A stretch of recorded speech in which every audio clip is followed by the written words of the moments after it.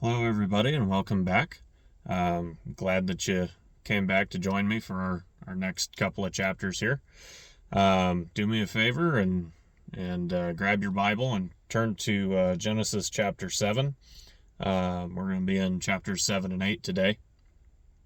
And at the end, if you feel like it and you want to do the algorithm things, like the video, leave a comment down below, subscribe to the channel.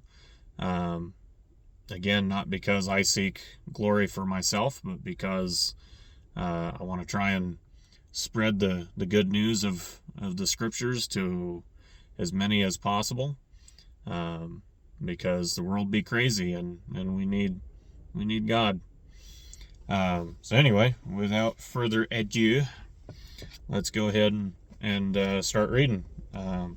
So Genesis chapter 7. And Yahuwah said to Noah, Come into the ark, you and all your household, because I have seen that you are righteous before me in this generation. Of all the clean beasts take with you 7 pairs, a male and his female, and of the beasts that are unclean 2, a male and his female. And of birds of the heavens 7 pairs, male and female, to keep offspring alive on the face of the earth. For after 7 more days I am sending rain on the earth, 40 days and 40 nights, and shall wipe from the face of the earth all that stand that I created.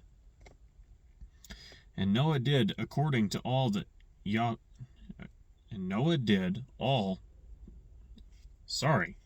batting 1,000 today. Start that over, verse 5. And Noah did according to all that Yahuwah commanded him. And Noah was 600 years old when the flood waters were on the earth. And Noah and his sons and his wife and his sons' wives went into the ark because of the waters of the flood. Of the clean beasts and of the beasts that are unclean, and of birds and of all that creep on the earth. 2 by 2 they went into the ark to Noah, male and female, as Elohim had commanded Noah. And it came to be after 7 days that the waters of the flood were on the earth. In the 600th year of Noah's life, in the second new moon, the 17th day of the new moon. On that day, all the fountains of the great deep were broken up, and the windows of the heavens were opened. And the rain was on the earth 40 days and 40 nights. On that same day, Noah and Shem and Ham and Japheth, the sons of Noah, and Noah's wife and the 3 wives of his sons with them went into the ark. They and every life form after its kind, and every beast after its kind, and every creeping creature that creeps on the earth after its kind, and every bird after its kind, every bird of every wing. And they went into the ark to Noah 2 by 2, of all flesh in which is the breath of life. And those going in, male and female, of all flesh, went in as Elohim commanded him, and Yahuwah shut him in. And the flood was on the earth 40 days, and the waters increased and lifted up the ark, and it rose high above the earth. And the waters were mighty and greatly increased on the earth, and the ark moved about on the surface of the waters. And the waters were exceedingly mighty on the earth, and all the high mountains under all the heavens were covered. The waters became mighty, 15 cubits upward, and the mountains were covered. And my other translation over there has that translated as, rather than trying to remember it, I'll just find it. That's verse 20, I think.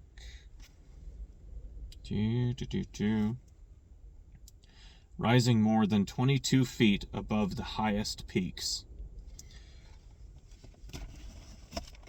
By the way, for those that don't know, I'm believe, if I recall off the top of my head, Mount Everest is either 25,000 or 20, I think it's 29,000. 29,000 feet that Mount Everest is. So at least 22 feet over the peak of Mount Everest. So that's a lot of water. Anyway, verse 21. And all flesh died, the creeping creatures on the earth, birds and cattle and beasts, and every swarming creature that swarms on the earth, and all mankind, all in whose nostrils was the breath of the Spirit of life. All that was on the dry land died. So he wiped off all that stand, which were on the face of the ground, both man and beast, creeping creature and bird of the heavens. And they were wiped off from the earth, and only Noah was left, and those with him on the ark. And the waters were mighty on the earth 150 days. And Elohim remembered Noah and all the beasts and all the cattle that were with him in the ark. And Elohim made a wind to pass over the earth, and the waters subsided. And the fountains of the deep and the windows of the heavens were stopped, and the rain from the heavens was withheld. And the waters receded steadily from the earth, and at the end of 150 days the waters diminished. And in the 7th new moon of the 17th day of the new moon, the ark rested on the mountains of Ararat. And the waters decreased steadily until the 10th new moon. In the 10th new moon, on the 1st day of the new moon, and real quick, for those that are unaware, the new moon is basically just every month. And that's how, that's going by a lunar calendar. That's how they kept track of time back then, was by the new moons. Let's start verse 5 over again. The waters decreased steadily until the 10th new moon. In the 10th new moon, on the 1st day of the new moon, the tops of the mountains became visible. And it came to be, at the end of 40 days, that Noah opened the window of the ark which he had made. And he sent out a raven, which kept going out and turning back until the waters dried up from the earth.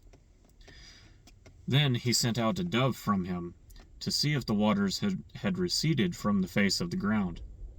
But the dove found no resting place for its feet, and returned into the ark to him, for the waters were on the face of all the earth. So he put out his hand and took it, and pulled it into the ark to himself. And he waited yet another 7 days, and again he sent the dove out from the ark. And the dove came to him in the evening, and see, a freshly plucked olive leaf was in its mouth. And Noah knew that the waters had receded from the earth. And he waited yet another 7 days, and sent out the dove, which did not return to him again. And it came to be in the 601st year, in the 1st month of the 1st day of the new moon, that the waters were dried up from the earth. And Noah removed the covering of the ark, and looked, and saw the surface of the ground was dry. And in the 2nd new moon, on the 27th day of the new moon, the earth was dry. So let's pause here for a moment. I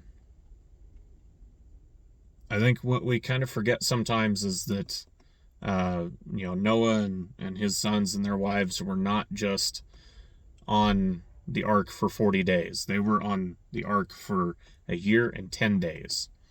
So this was a pretty prolonged event for them.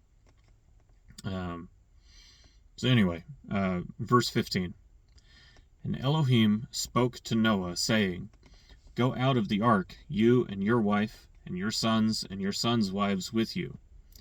Bring out with you every life form of all flesh that is with you, of birds, of cattle, and all creeping creatures, and the creeping creatures on the earth, and let them teem on the earth, and bear an increase on the earth. So Noah went out, and his sons and his wife and his sons' wives with him. Every beast, every creeping creature, and every bird, whatever creeps on the earth according to their kinds, went out of the ark. And Noah built a slaughter place to Yahweh, and took of every clean beast and of every clean bird, and offered ascending offerings on the slaughter place. And Yahweh smelled a soothing fragrance. And Yahweh said in his heart, Never again shall I curse the ground because of man, although the inclination of man's heart is evil from his youth, and never again strike all living creatures as I have done. As long as the earth remains, seed time and harvest, and cold and heat, and summer and winter, and day and night shall not cease. And that is chapter 8, and we'll go ahead and stop there. I apologize that it's been, I think, about a week since the last time I posted a video. I'm still kind of figuring out my schedule for doing this, and just kind of when I have time to sit down and shoot a video and all that. So I appreciate y'all bearing with me, and I hope to see you on the next one. Thanks for watching.